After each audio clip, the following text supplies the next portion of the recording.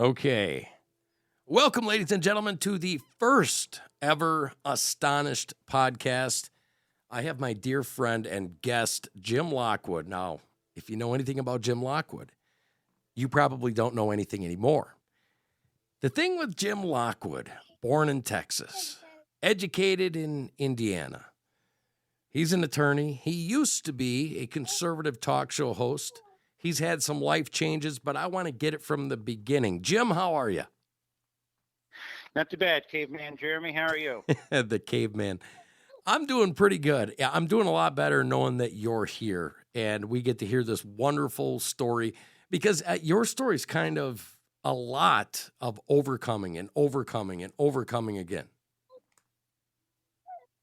Yeah, no, it's a lot of people say that, and not to ditch the message of your show, but I mean, if you talk to someone who's disabled or someone who suffers whatever condition, they often minimize it because I mean, what the hell is the other choice? You know what I mean? Right. But yeah, no, things would have been a lot easier if I could actually see. I mean, So run into less walls. I'll tell you that. well, and you know, the wife can't hide the toilet paper on you, right?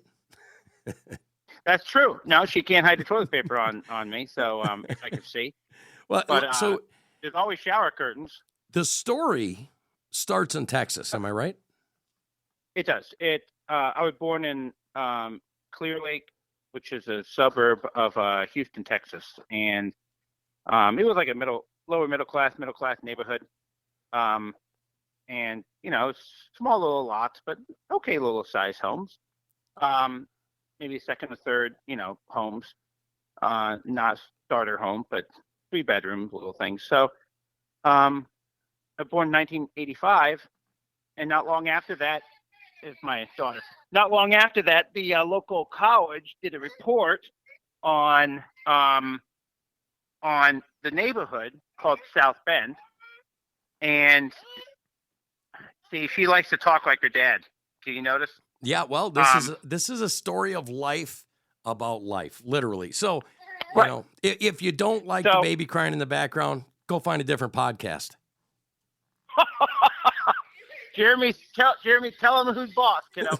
That's right. So, and so she, you're fine. You're acting like you're dying. You're not. So I was, born, and I had a lot of issues, a lot of problems. I was essentially almost stillborn. Wow. I was not breathing when I was born. I had meconium aspiration, which is when you breathe in your meconium and it's all in your lungs. I wasn't breathing, and the nurse had to suck the stuff out of my bladder and then spit it out on the floor to get me breathing, which I'm sure was very pleasant for her. But in any case, so I was I had a lot of conditions. I had glaucoma surgery when I was an infant. Wow. Cataracts. And then I'm sure you're going to edit this too. So, but I had cataract surgery when I was like 6 months old.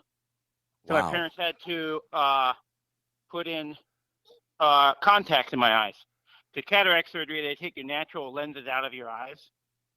And so you don't have any protection from UV radiation, or anything. So what do you... My lenses were all natural lenses, were all like foggy, and that'll cause atrophy in your optic nerves if they don't get any light. So your parents, what do you do if you are middle class, and you said lower middle class neighborhood, and your child has all these problems? What did your parents do to cope with this, and how do they pay for this? My dad was a mechanical engineer at Amoco, and they had $1 million. $1 million isn't much nowadays, but this is 1985, 37 years ago. $1 million is a lot of money back then. And I went through my lifetime limit of insurance within 6 months of me being born. Wow. Back then they have lifetime caps on how much they would spend on you. So my dad needed to find a new job because I wasn't going to be covered under insurance anymore. Right? I mean, so once you reach your cap, you're done. I don't know what you do. You suffer through it. But I was not alone. Not long after I was born, as I was saying, the local community college, Santoso I forget what the name of it is, right in Clear Lake. You can look it up. They uncovered evidence that the neighborhood had been built on a toxic dump site. Wow. There's a lot of kids in that neighborhood who had a lot of different health issues. Some were stillborn. I mean, I wasn't stillborn. I was just born not breathing. But some were actually born stillborn. A lot of miscarriages. One girl was born without any female organs. Now, is this something the company knew about? Like the company I'm talking about? Oh yeah. The companies, Amoco, Xerox, other petrochemical companies, they had used this site during the 60s and 70s, this area of land. And then they had sold it to a developer. So they took like byproducts of making fuel and benzene and other dangerous chemicals, put them in metal barrels, dug clay pits, threw them in the clay pits and buried them. And of course, all the stuff, leaked out, or leaked through metal canisters, which rusted. And so you come leaking down at environmental issues from a completely different perspective than most people. Yeah, well, and here's the thing that a lot of so-called liberals, but a lot of people love the EPA. The EPA, once it was found out about all this, the community was obviously pissed. So EPA officials came down and they had like town halls. And my parents, don't like talking about all this. Of course, I find it fascinating because it wasn't my kid. Right. And I wasn't, seeing the value of my house go to zero. They're almost lost their son. The doctor told my parents, like, he won't survive. So let me get this straight here. Let's set the table here just for a second, Jim. So your parents are down there. They're working their butts off. They have a child, and this child requires insurance, and they max out their insurance. And at the same time, although they found out why their child was like that, because their home was built on a toxic dump site, they also have the financial burden of their equity in their home, their investment for their future, go down the tubes. It was nothing. No one's going to buy it. I mean, who's going to? So literally, they're put in a position. And keep in mind, folks, I've been talking about this. Elitism has tentacles, and this is a perfect example of elitism. One, you know what? Once you're capped on insurance. That's elitism. Using the toxic dump site and then allowing another elitist to come in there and build homes for people's futures and then crash, that's also a form of elitism that hurt this lower middle class working family. And you're literally the byproduct of this whole system. Oh, absolutely. Not only that, so I was in the ICU for 5 weeks. They've life flighted me when I was born at Herman or Clear Lake Hospital. They life flighted me without my mom because she had to stay behind because she had some infection or something. I forget what it was. But they life flighted me out of the Clear Lake Hospital, the Herman Hospital, downtown Houston, Texas. My dad wasn't allowed to come with me. No one was. They just took me and threw me in a helicopter and sped off into the night. Right. Wow. So my grandfather and my dad get in the car, and he had to leave his wife at the hospital. She was like, go see our son. Go with him. I'll be fine. So they sit in traffic, and they eventually get to the hospital. He was there I was in the ICU for 5 weeks. So he would, sit by my bed, and I had tubes, coming all out, in, out, everywhere. And there was another baby there, and they had told my parents, like, look, if he survives, he'll be mentally disabled. So we don't know how much oxygen got to his brain, but he's probably going to die. And my dad was there one day, the baby next to me actually did die. That's heartbreaking. No one came to take it away immediately. So there my dad. I mean, it's not funny, but there my dad is. They're saying, yeah, your son's not going to live. 90% chance he's going to die. And the baby next to me just did die. I can't imagine that. I've never really talked to my dad about it because he won't talk about it. Well, I can tell you this. I was in the NICU for 3 months with my daughter, and I saw the loss of life with babies. I saw mothers come in handcuffs. I saw the worst of the worst, and it gets to me personally, this story you're telling, because I've been there. You obviously have been there. You were in the baby spot, but I've had the doctors tell me, yeah, your daughter's never going to walk again. Her heart's never going to work. She's going to be slow. Right. And guess what? 2 out of 2, us 2 here, the doctors were wrong on both. Yeah, no, absolutely. 100%. So not long after, so they find out about the neighborhood right around the time I was born. And all these conditions have had, are occurring to all these kids. And the EPA comes down and they have a meeting, like a town hall. And all the, residents, or a lot of the residents are there and asking questions. And the EPA said, no problem. There's no problem here. And either my dad or one of the other, members of the community said, how do you know? Well, with no problem. With the EPA. I said, well, have you done testing? I said, well, why would we do testing if there's no problem? Right. Right.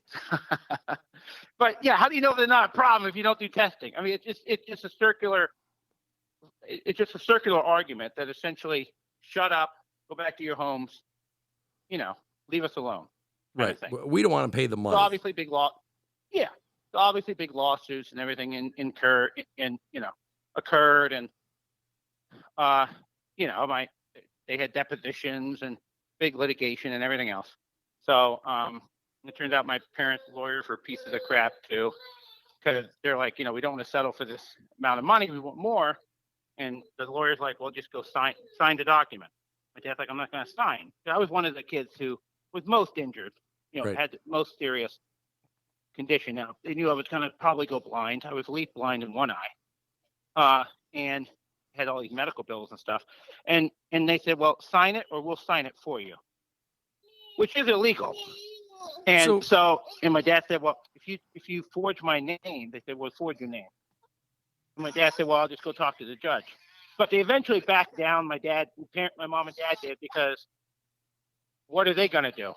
Right. You run out of money, you run out of options, and you're stonewalled. Yeah. Yeah. You're stonewalled. You're screwed. So they had to sign on the dotted line. So they got asked by their lawyers. And that really made me mad. My parents didn't know jack shit about law or anything else. They're not dumb. Like most of us don't. I mean, literally most of us don't. We know right and wrong, but we have no idea about the law. Yeah. And it's like, dude, F you, man. But that's what happened.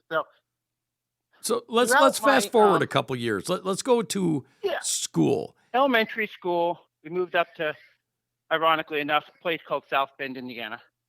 And I'm in elementary school, and I got like the Coke bottle glasses, right? Like they're really big fat glasses. And I have 20/50 vision in one eye. 20/50 vision is what you can see at 50 feet. I have to be within 20 feet to see. Right. Okay. So that's what when they say 20/20 vision or 2100 vision, I eventually got to 2100.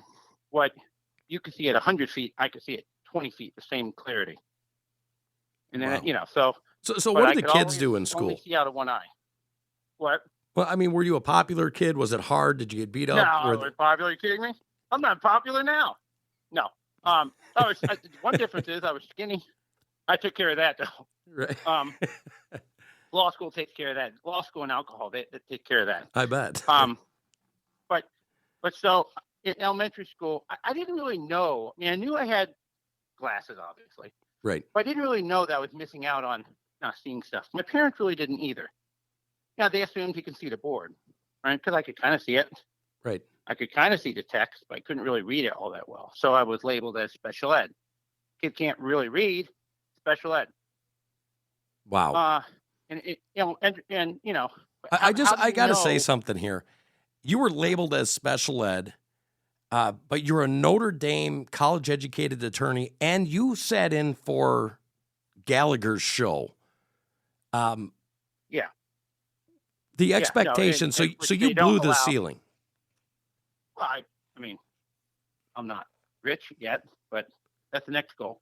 But and now Gallagher doesn't allow they don't allow Gallagher to have outside host his show because I made fun of Lindsey Graham with his accent like this.